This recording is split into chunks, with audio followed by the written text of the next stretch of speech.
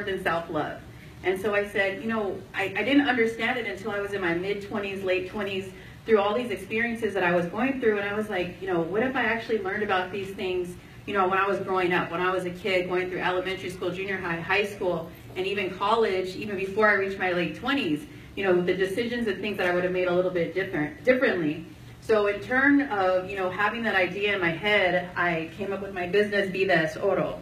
So Vida es Oro is life is gold, because I believe my life is gold and your life is gold. And we all have to remember those things. And through that process, I came up with an equation for the world to use so you can determine your self-worth and your self-value, because sometimes we don't even know where to start. So everybody can relate to money. So what I did was I take, your body weight, and then the equation actually sees how much you're worth in the weight of gold. And so for me, how much I weigh a little bit over $2 million in the weight of gold. And so I say, if I had this water bottle and it was worth a little bit over $2 million, would you take care of it? Would you treasure it? Would you make sure that you didn't let anybody borrow it, or have it who wasn't going to keep it safe? Of course you wouldn't. You would make sure you would keep this $2 million water bottle safe. And I say that's how you should be treating yourself. So often we treat other people or even material possessions better than we treat our own selves. So I say how much we value ourselves, how much we love ourselves by the decisions and actions we make is going to show up in front of us in life. So how we feel about ourselves internally is going to show up in the world externally, which is why it's so important to love yourself and understand those values. And through my passion with working with young people, when I was growing up here in Oxnard, I worked for the city of Oxnard in recreation. I also was a 6th grade teacher on an Indian reservation in Arizona. And then I was also an academic career advisor in the Job Ready program before I made my move and just said, I'm going to live in my purpose and I'm going to own my own business. And through that time, I said, you know what, I want to reach youth in a different way and have them understand that concept, because it really does make a difference. And in doing that, I wrote a book, as Omar mentioned, How You Triumph in Sports, Tools That Create a Triumphant Life. And the reason I wrote that book, it's a life skills book. So it talks about self-worth, but also talks about other things that, make athletes great. So it's like being accountable, being coachable, things like that. But also those things that you're learning as an adolescent, those are the traits that you're going to carry with you to be great and triumphant in anything that you do in life. So with that being said, the most powerful tool that we possess is our mind. So our mind dictates, what we're going to do, how we feel about ourselves, how far we're going to actually take our full potential in life is dictated by our mind. Just like when we wake up in the morning, our body feels tired. We don't want to go to work. We don't want to go to school. We don't want to do anything. But our mind is the one that makes us realize, I got to get up and get out of bed and get to work and get to school and do all those other things that I have to do. So that's how your mind is so powerful, because your mind dictates everything. And then for those of you who, participate in the Job Ready program, it might have been to, go back to school, or maybe it was your GED or high school diploma, get help with vocational training, or even get a job. Or maybe it was that you knew that you could earn some extra money as well, because we all know that, sometimes it's like that. That's what takes us to where we want to go. If there's a money incentive, we might show up. And through that process, did you actually, learn something or get an extra benefit than what you thought you actually went into the program for? You said, I just want to get a job, but you got so much more out of it.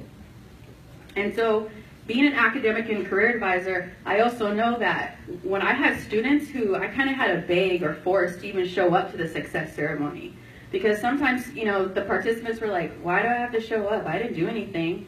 All I did was get a job. I just took a couple of classes. Maybe I started vocational training, like no big deal. Like my goal is right here and I'm just starting. I don't feel like I accomplished anything. So what I want to talk about is celebrating yourself in your micro wins. So your micro wins are your mini victories that get you to your end goal. Because a lot of the time we come up with this great idea, this goal and this dream that we want to achieve, and it seems so far away. And so if I want to get my degree, and I know that, that might take 3 or 4 years to do. And then right now I have to go to school. I got to go to work. And then I have all these other responsibilities that I have to take care of. And maybe I can only take 1 or 2 classes a semester. And so it makes the dream feel so far away. And then we think of all these things that are going to hold us back. And so sometimes that makes us get us down, or it creates fear in our life where it just says, I'm just going to stay where I'm at. I don't need to keep going to school because it's too far away. It's not going to happen. but it's those little wins and those little victories that you celebrate that are going to create to the long goal. So with me, I wanted to write a book. I didn't know how I was going to do it. I didn't know anybody who wrote a book before. I knew a person, she wrote it, but I didn't know the process that she took. So for me, what I knew I had to do, I just had to start writing. That was the first way I was going to do to start getting a book done.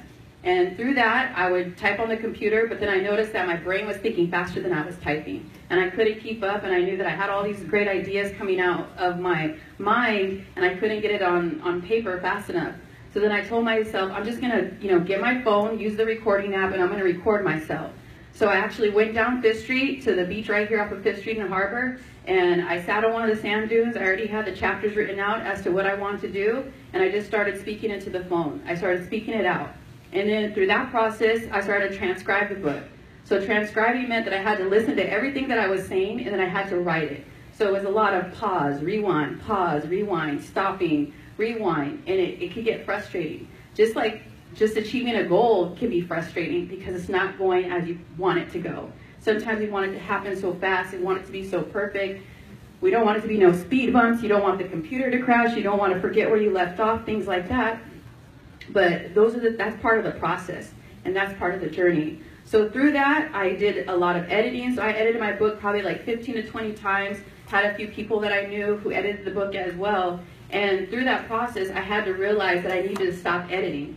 Because so often we want it to be so perfect for us to move forward. Like, I'm not gonna print that blog until it's perfect, until I know it's ready. I'm not gonna start to go back to school unless I know that I have this and this done. I know I'm not gonna set time aside for that goal until it's like very, very perfect in my mind. And sometimes those perfect moments never come. So I just said, you know what? I just gotta go ahead and just stop and let it go. And through that is when I learned that I had to start celebrating those micro wins of mine. Because the micro wins were actually leading me to my macro win, to my big goal. So the editing, the transcribing, the writings, the continuous editing, those are what led me to the big goal. And I know sometimes it can seem so frustrating and so far away, but it's the micro wins that take us there, remind us of all those things. And it actually shows, congratulating ourselves. A lot of the times we don't congratulate ourselves. We'll congratulate everybody else, we'll be excited for everybody else, but we're never proud of ourselves. It takes a lot because the only way we can celebrate ourselves is if we've reached the end goal. It's only until I get that certificate, it's only until I get that diploma, it's only until I get that 6-figure job. It's only until I become an international best-selling author. But you have to be celebrating those micro wins because those micro wins remind you of the journey that you're on and the great things that you're doing along the way. So being here today is celebrating a micro win for you, whatever it is that you're doing, whatever your goal is, because that's going to continue to motivate you to take you to the next level. And so tonight when you go home, write down what your micro wins are. So you can remind yourself of how great you're doing and how proud of yourself that you should be. Because sometimes when we keep it in our head, we tend to forget. So you have to write those things down. So you write it down, put it on your bathroom mirror, put it on your car dashboard, make it the screensaver on your phone, something that you're going to look at all the time to remind you of how great you're doing, because sometimes we have to be our own biggest cheerleader. Sometimes just like in sports or even with other people around us, we'll be, that sport team's biggest cheerleader. If they lose a game, and it's a rival of somebody, we'll say, you know what, no, we're going to get them next time. And we've got our team's back. And it's just like, well, just think how you would be if you got your own back. Like, think if you treated yourself, how you treat your favorite sports team or your player, whoever it is. Just think how great you would be. And that's why it's so important of how your mind is. And so in turn of, the micro wins, you can also think about it, when kids, when they're in school and it's Christmas time, and they start making those little rings at the beginning of the month and they start cutting it off as it gets closer to Christmas. Those are micro wins for that. You can see how excited kids get because they're cutting rings off that little string and they're getting closer to there being one or none left because they know that's Christmas Day. That's micro wins for them, and they get excited. They want to be the one who cuts it off because guess what? They're getting closer to their goal, their dream. They're not upset because they got 25 left on that ring. They're excited because they're getting closer to it. And that's what you got to remind yourself of your dreams and your goals as well. And then while you're celebrating your micro wins, in the midst of all that, you also want to make sure that you're not comparing yourself to other people as well. because it's really easy to do that, especially with social media. You know, everyone's posting their proudest moments, right? And sometimes we feel like, man, I'm not there. You know, like I went to high school with them, and they're already, you know, getting their diploma, they're graduating with their degree. You know, especially right now, it's graduation season. And sometimes those pictures can put a damper on us and make us feel like, you know, we're not doing enough. But just remember that everybody's on their own journey and their own path in their life. Like, each one of you is doing something different, just as I'm doing something different. And I can't compare myself to anyone, because that's not going to motivate me. That's actually going to make me feel bad for myself. And we can't have that, you know, pity party feeling, because once again, that plays an emotion on your mind. And that's why it's so important on your mind to keep making sure that you surround yourself with positive people, as well as celebrating yourself, and then not comparing yourself to others as well. So even if you feel like in the midst, like you're comparing yourself, you can be happy for somebody, but sometimes there might be that little feeling of like you're comparing yourself to someone else. Go ahead and write down a micro win to remind you of how great you're doing, because that's what you need in that moment. You need to reset your mind to know how great that you're doing in life. So with that being said, always continue to believe in yourself, to love yourself, know your self-worth and your self-value, and then take consistent action towards all your dreams and all your goals. Positive, consistent action, and then you'll attain anything that you put your mind to. And there's nothing that can stop you. There's nothing that society puts out there for us to believe that, you know, we can't achieve something. It doesn't matter if you grew up here in Oxnard. It doesn't matter, you know, what size your household is. One parent, two parents, no parents. It doesn't matter if you didn't graduate with your high school diploma, or if you're a young parent, or if it's the color of your skin. Those things don't matter. What matters is what's up in here. And you determine where you're going. That's it. So make sure you just keep that in mind. Believe in yourself, love yourself, and can take continuous action in all you do, and you'll achieve all your goals and dreams. Treasure yourself and shine. Thank you.